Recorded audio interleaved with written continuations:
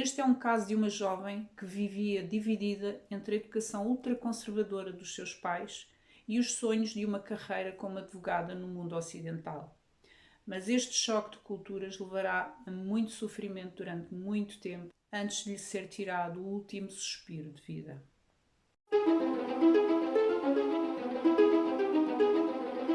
Olá, pessoinhas do meu coração e deste canal, sejam todos muito bem-vindos. O meu nome é Anabela de Souza e este é o Letras de um Crime, um canal português que fala de casos criminais no mundo. Se gostas deste tipo de conteúdo, deixa já no início o teu like, subscreve o canal e ativa as notificações para me ajudares. Aqui no canal tentamos postar vídeos 2 vezes por semana, portanto todas as quintas e domingos. Aviso que, como qualquer todo o caso criminal, aqui fazemos descrições que podem eventualmente chocar as pessoas mais sensíveis e despoltar gatilhos. Então, se achas que não estás no teu melhor momento, talvez seja melhor assistir a outro vídeo ou mesmo a outro tipo de conteúdo.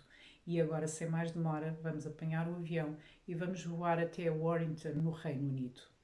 Shafilia Iftikhar Ahmed, nascida a 14 de julho de 1986 em Bradford West, Warwickshire, no Reino Unido, era a filha mais velha de 5 filhos de pais imigrantes paquistaneses, um motorista de táxi, Iftikhar Ahmed, de 51 anos, e de uma dona de casa, Farsana Ahmed, de 48, ambos originários da vila de Uttam, na província do Punjab, no distrito de Gujarat, no Paquistão.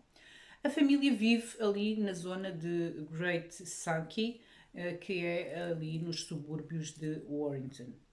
Shafilia era uma adolescente alegre, contudo era um pouco reservada, era ótima aluna, o seu sonho era tornar-se advogada, adorava conviver ali com os seus amigos, mas devido à educação ultraconservadora que era sujeita por parte dos seus pais, ela acabava por viver ali num limbo de duas culturas. Ela gostava da vida ocidentalizada e os pais eram completamente contra a forma de como se vivia no Ocidente. O uso de maquiagem ou pintar as unhas ou o uso de determinadas roupas não era de todo aceitável na cultura, portanto, dos seus pais. Então Shafilia acabava por ser muitas vezes castigada fisicamente e verbalmente pelos pais devido às atitudes que ela tomava, tentando ser ali uma adolescente normal, mas que ia completamente contra a cultura e as crenças dos pais. Portanto, a vida de Shafilia era ali marcada pelas agressões. Os sinais dessas agressões eram visíveis aos colegas e aos amigos que frequentavam a Priestley College com ela, e o facto de ela pintar o cabelo ou as unhas era o suficiente para que fosse ali apelidada pelos seus pais de vagabunda ou mulher de vida fácil. Portanto, ela era automaticamente insultada e castigada. Como os pais muitas vezes lhe diziam, portanto, ela era uma mercadoria estragada. Mesmo que ela não fizesse nada, havia sempre ali alguém da comunidade que se dava o trabalho de ligar para os pais e dizer ou que a viu a falar com o rapaz, ou que a saia que ela levava era muito curta, e que ela de facto que envergonhava a comunidade. No fundo, isso incentivava os pais a castigá-la. E enfim, essa comunidade ou essas pessoas, hoje, se tiverem realmente algum tipo de sentimentos, devem sentir ali um peso na consciência, enfim, que não os deve deixar dormir. Ou talvez não, mas eu espero que sim. Em novembro de 2002, mais uma vez, ela falta às aulas durante uma semana devido a um espancamento que sofreu. E para evitar problemas, a família tranca-a em casa. Quando regressa na semana seguinte, conta ali todas as agressões que sofrera e que essas agressões tinham, portanto, uma razão. Os pais queriam que ela fosse então para o Paquistão para se casar com um primo. Em certas culturas, o casamento arranjado pelas famílias é algo usual. E neste caso, a família dela, mesmo vivendo no Reino Unido, sendo ela uma cidadã britânica, porque ela nasceu no Reino Unido, queriam obrigá-la a casar com alguém que ela nem sequer sabia quem era, nem nunca tinha visto. Os amigos, claro que viviam completamente à parte dessa cultura, acharam aquilo tudo muito estranho e então juntaram-se para ajudar a Shafilia a fugir de casa. Eles alugam então um quarto onde ela poderia permanecer, e alguns deles continuam ali junto dela, principalmente uma amiga, que era a melhor amiga dela, Sarah Bennett. 2 semanas depois, enquanto as jovens que andavam sempre juntas se dirigiam para a escola, deparam-se com o pai de Shafília estacionado à porta do colégio. A jovem fica em pânico. A amiga ainda tenta impedir, mas Shafília é levada à força pelo seu pai e então a amiga corre para o interior da escola, vai ter com a diretora, relata tudo o que se está a passar e o pai a tinha acabado de levar à força. A diretora acaba por denunciar então o caso às autoridades, mas pouco tempo depois surge então a Shafília, que vinha radiante e feliz, e diz que finalmente os pais tinham entendido que ela nascera e vivera toda a vida no Reino Unido, que era ocidentalizada e que não a poderiam obrigar então a seguir os padrões com os quais ela não convivera, nem compreendia. E então a amiga ouviu aquilo tudo e ficou ali meio desconfiada e achou tudo muito estranho, tanta compreensão de repente.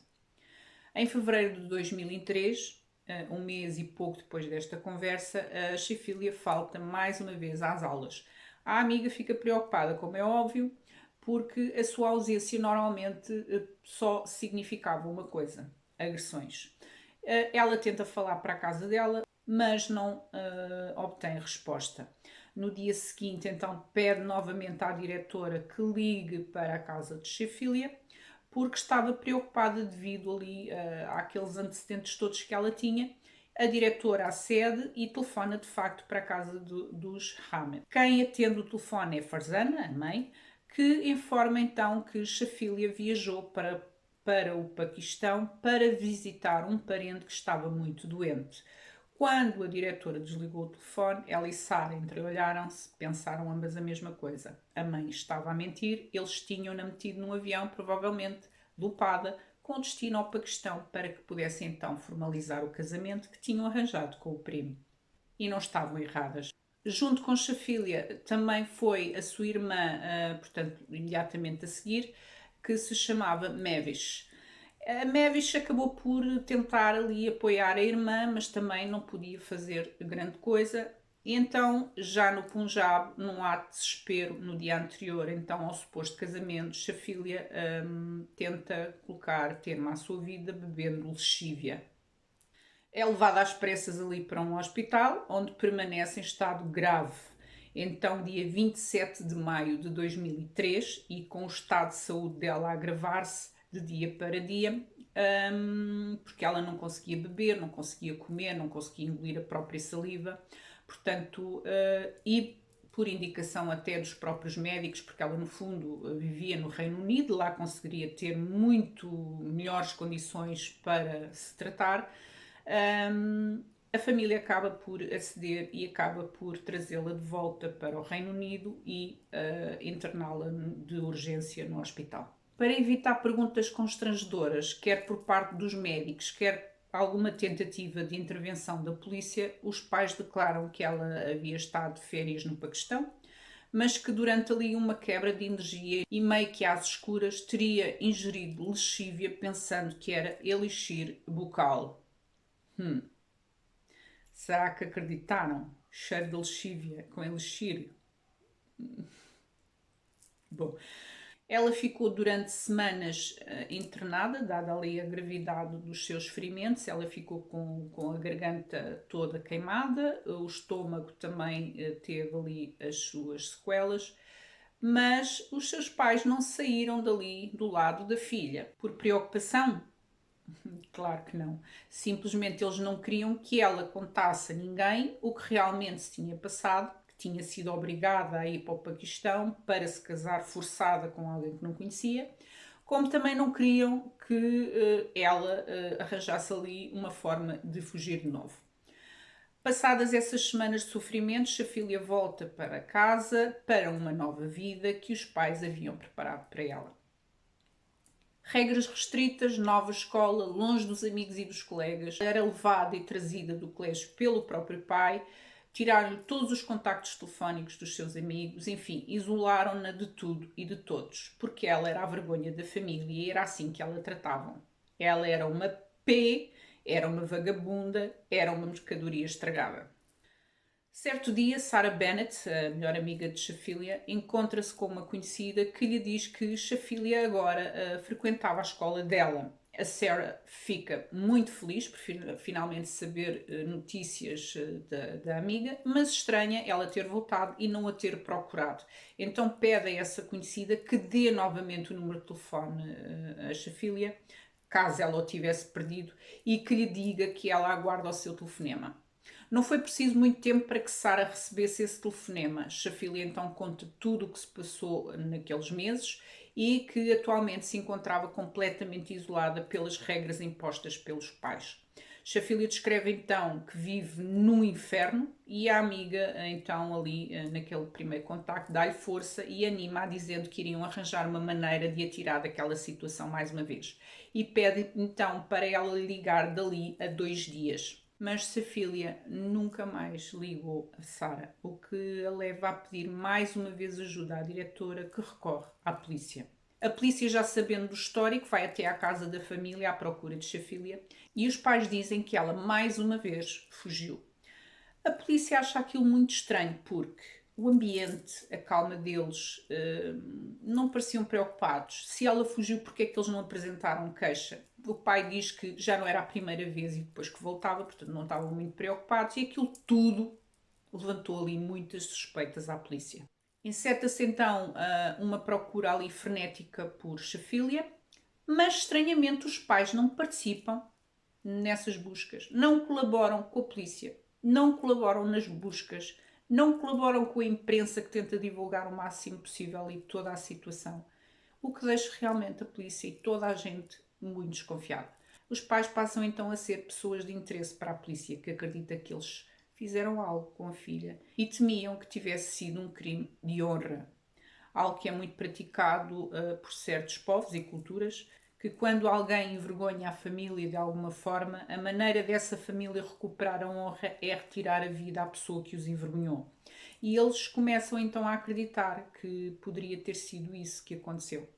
Os amigos não acreditam na história da fuga, porque conheciam os antecedentes e até porque seriam eles próprios a ser os primeiros a ser contactados por Shafília, se isso acontecesse, e eles acreditam, tal como a polícia, que algo aconteceu a Shafília. Os pais alegam inocência, mas a 18 de dezembro são presos por rapto, pagam a fiança e saem em liberdade. Chegam a falar, inclusive, com uma rede de televisão onde dizem que é um absurdo aquilo que dizem sobre eles, que eles seriam incapazes de matar a sua própria filha e que toda a sociedade estava a ser tendenciosa e até mesmo preconceituosa. Em fevereiro de 2004, os restos mortais de Shafília, de 17 anos, foram então encontrados após ali uma forte enchente no rio Kent, perto de Sedgwick, no Cumbria, a 110 km de distância de Warrington, onde a família morava. A polícia diz que o cadáver foi deliberadamente escondido. A pulseira de ouro em zigue-zague e um anel de topázio azul encontrados no corpo foram identificados pelos pais como sendo de Shafília. Devido ali ao estado avançado de composição, não foi conseguido determinar a causa da morte, mas foi apontada ali a hipótese da asfixia ou estrangulamento manual. Shafília foi sepultada no cemitério Fox Covert, numa cerimónia onde os seus amigos fizeram questão de estar presentes, demonstrando que Shafília por eles foi querida e amada. A polícia acreditava mesmo que os pais eram culpados, mas não tinham provas que os pudesse colocar num julgamento. Contudo, tudo isto iria mudar. Em agosto de 2010, Alicia, uma das irmãs mais novas de Shafília, em conjunto com alguns amigos, prepararam um assalto à casa dos pais. Mas algo corre mal e ela é apanhada e presa. Quando se depara então com esta situação, Alicia diz que sabe algo que a polícia gostaria de saber. Alicia diz que sabe quem matou Shafília e que pode provar porque estava lá. Então Alicia conta: no dia 11 de setembro de 2003, os pais iniciam mais uma discussão com Shafília e desta vez pela forma como ela se vestia. Ela no dia trazia um hoodie ou um moletom com capuz e umas calças justas. Isso foi o suficiente para que a discussão começasse, consequentemente também as agressões a Shafília. até que o seu pai a sentou no sofá da sala e lhe colocou um saco de plástico na boca, acabando por sufocá-la com a ajuda da sua mãe. Quando tudo isso terminou, os pais embrulharam a irmã em sacos plásticos, o pai atirou a chafilha para a bagageira do carro e saiu. Todos os filhos que estavam presentes assistiram. A mais nova na altura tinha 7 anos. Todos eles foram advertidos que teriam o mesmo fim se contassem algo a alguém. Eu não sei como é que os pais conseguem fazer este tipo de ameaças aos filhos, por favor. A polícia tinha agora então a prova que precisava. Os Hamed são presos, são levados a julgamento e a Alicia vai a tribunal depor contra os pais. A defesa tenta desacreditar a Alicia, afirmando que ela apenas queria ali um acordo, servindo-se de uma história absurda para evitar ser acusada de assalto à casa dos pais. Mas algo vai acontecer para dar a volta a isto tudo. Uma amiga de Mavis, a irmã que foi com a chafilha para o Paquistão, tinha em sua posse cópias de cartas que Mavis lhe havia dado quando uma vez a amiga lhe tinha feito algumas perguntas e ela disse que não poderia falar. Essa amiga então encorajou-a a escrever e ela escreveu várias cartas onde narrava a vida que elas levavam, o controle por parte dos pais, as agressões, as subjugações, as promessas de casamentos arranjados e a morte da irmã. Dias depois de lhe ter entregue essas cartas, Mavis pediu-as de volta, mas a amiga, antes de as devolver, acaba por tirar cópias. Cópias essas que ela agora entrega à polícia porque sentiu que tinha que fazer isso por Chafília e por Alicia, que agora sim surgia contra os pais e era mais uma prova a juntar às outras. Mavis foi chamada a testemunhar, contudo ela negou alguma vez ter escrito aquelas cartas. Porquê? Talvez por medo dos pais ou até mesmo da própria comunidade. Ela testemunhou que eles eram inocentes e que ela nunca tinha assistido a nada daquilo. O casal Hamed, mesmo assim, foi considerado culpado por unanimidade e foram condenados a perpétua, com possibilidade condicional depois de cumpridos 25 anos. Enquanto era lida a sentença, os pais choravam, mas certamente, e acredito que não era por chefília. Os restantes filhos, mesmo tendo assistido a tudo, continuam a afirmar, pelo menos publicamente, que acreditam na inocência dos pais. É. Este ano, se Chafília fosse viva, faria 37 anos e não tenho dúvidas que se teria tornado uma advogada, certamente uma ótima advogada.